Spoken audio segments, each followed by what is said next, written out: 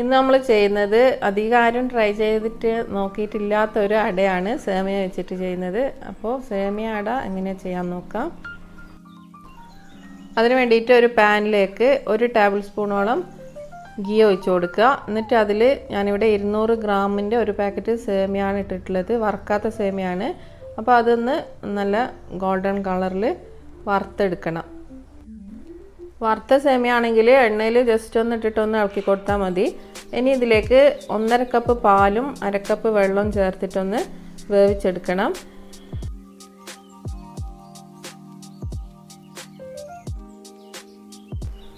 നമ്മൾ ഒഴിച്ചു കൊടുത്തിട്ടുള്ള പാലും വെള്ളത്തിൽ നിന്നും സേമിയ നല്ല കറക്റ്റായിട്ടുള്ള പാകത്തിന് നമുക്ക് വെന്ത് കിട്ടും. അപ്പോൾ വെള്ളം വേണമെങ്കിൽ ചേർത്താൽ മതി. ആ അളവിലും കൂടി നമുക്ക് പാല് വേണമെങ്കിൽ ചേർത്ത് കൊടുക്കാം. ഇനി ഇതിലേക്ക് ആവശ്യത്തിനുള്ള ഉപ്പ് ചേർത്ത് കൊടുക്കണം. പിന്നെ 1 ടേബിൾ സ്പൂൺ പഞ്ചസാര കൂടി ചേർത്തിട്ടാണ് ഇത് വേവിച്ചെടുക്കേണ്ടത്. അപ്പോൾ സേമിയ വെന്ത് വരാൻ വേണ്ടിയിട്ട് വെയിറ്റ് ചെയ്യാം. ആ സമയത്ത് നമുക്ക് വേറൊരു പാൻ അടുപ്പിൽ വെച്ചിട്ട് അതിലും ഒരു ടേബിൾ സ്പൂൺ ഗീ ഒഴിച്ച് കൊടുക്കണം. പിന്നെ വേണ്ടത് ഗീ നന്നായിട്ടൊന്ന് ചൂടായാൽ ഇതിലേക്ക് ഒരു നേന്ത്രപ്പഴം കട്ട് ചെയ്തത് 4 കട്ട് ചെയ്യുക. അതും പിന്നെ ഞാൻ ഒരു ചെറിയ പഴം കൂടി കട്ട് ചെയ്തിട്ട് എടുത്തിട്ടുണ്ട്. ആ 2 പഴം കൂടി എണ്ണയിലൊന്ന് വഴറ്റിയെടുക്കണം. പഴം ചെറുതായിട്ടൊന്ന് എണ്ണയിൽ നിന്ന് ഒന്ന് സോട്ടായി വരുന്ന സമയത്ത് ഇതിലേക്ക് 1 കപ്പ് തേങ്ങ ചേർത്ത് കൊടുക്കണം. ചിരകിയെടുത്ത തേങ്ങ കൂടി അതിലിട്ട് നന്നായിട്ടൊന്ന് ഇളക്കി കൊടുക്കുക. ഇനി പഞ്ചസാര ചേർത്ത് കൊടുക്കണം. പഞ്ചസാര ഞാൻ 4 ടീസ്പൂൺ പഞ്ചസാരയാണ് ചേർത്ത് കൊടുക്കുന്നത്. അപ്പം ഈ ഒരു അളവിൽ ചേർത്താൽ മധുരം കറക്റ്റായിട്ടുള്ള മധുരമാണ് ഉണ്ടാകാൻ. ഇനി കുറച്ച് കൂടുതൽ വേണമെങ്കിൽ കൂടുതൽ ചേർത്ത് കൊടുക്കാം. ഇത്ര വേണ്ടെങ്കിൽ കുറച്ച് കൊടുത്താൽ മതി. പഞ്ചസാര ആ ചൂടിൽ കിടന്നിട്ട് ഇങ്ങനെ മെൽറ്റായി തേങ്ങയും പിന്നെ ആ പഴം എല്ലാം കൂടി നന്നായിട്ട് കുഴഞ്ഞ് വന്നിട്ടുണ്ട്. ഇനി ഇതിലേക്ക് 3 ഏലക്കായി പിന്നെ കുറച്ച് പഞ്ചസാരയും കൂട്ടി പൊടിച്ചെടുത്തതാണ്. അപ്പോൾ അതിട്ട് കൊടുക്കാം.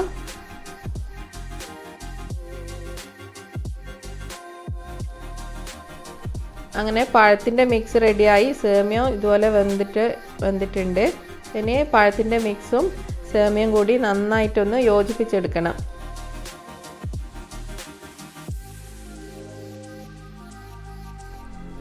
ഈ ഒരു കൂട്ട് നമുക്ക് ഇതുപോലെ കഴിക്കാനും നല്ല ടേസ്റ്റാണ്.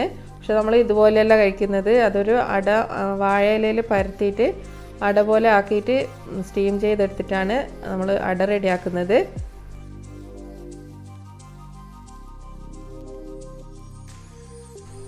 ഇതുപോലെ വാഴയിൽ നമ്മൾ സേമിയത്തിൻ്റെ മിക്സ് ഒന്ന് പരത്തി കൊടുക്കാം. എന്നിട്ട് ജസ്റ്റ് നമ്മൾ അടയെല്ലാം മടക്കിയെടുക്കുന്ന പോലെ ഒരു ഭാഗത്തേക്ക് മടക്കി കൊടുക്കാം.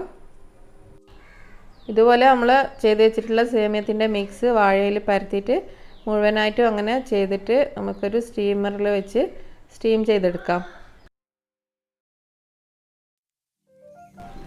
വെള്ളം നന്നായി തിളച്ചിട്ടുണ്ട്. ഇനി ഇതിൽ നമ്മൾ ഉണ്ടാക്കി വെച്ചിട്ടുള്ള അട വെച്ച് കൊടുക്കാം.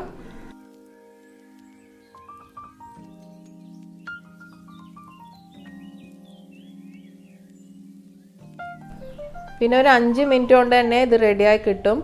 ഇത് കുക്കാവേണ്ട ആവശ്യമൊന്നുമില്ല. ആ വാഴയിലൻ്റെ ഫ്ലേവറും കൂടി അതിൽ ഇറങ്ങാൻ വേണ്ടിയിട്ട് ഒന്ന് സ്റ്റീം ചെയ്തെടുക്കുന്നതാണ്.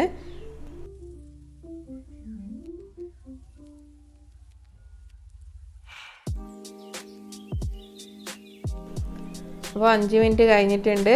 നന്നായിട്ട് പിന്നെ ആവിയെല്ലാം വരുന്നുണ്ട്. നമുക്കിത് തുറന്നിട്ട് എടുക്കാം.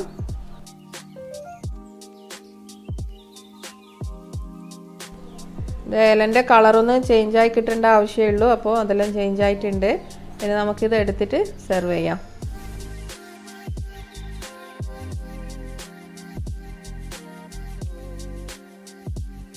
ഇത് നമ്മൾ കഴിക്കുമ്പോൾ ഒരു ഇളം ചൂടോടുകൂടി തന്നെ കഴിക്കുന്നതാണെങ്കിൽ നല്ല അടിപൊളി ടേസ്റ്റ് ആയിരിക്കും. ഇതുവരെ ട്രൈ ചെയ്തിട്ടില്ലെങ്കിൽ എല്ലാവരും ഒന്ന് ട്രൈ ചെയ്ത് നോക്കണം.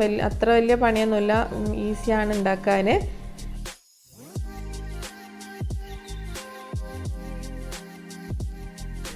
ഒരു പ്രത്യേക ഒരു ടേസ്റ്റ് ഉണ്ട്. നല്ല സ്മെല്ലും നല്ല ടേസ്റ്റും ഉണ്ട്. അപ്പോൾ എല്ലാവരും ട്രൈ ചെയ്ത് നോക്കണം.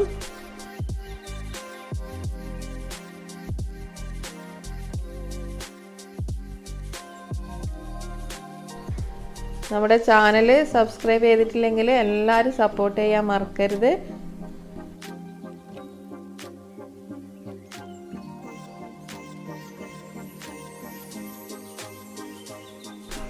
ഇൻഷാ അല്ലാഹ് അടുത്ത നല്ലൊരു വീഡിയോയിൽ കാണാം.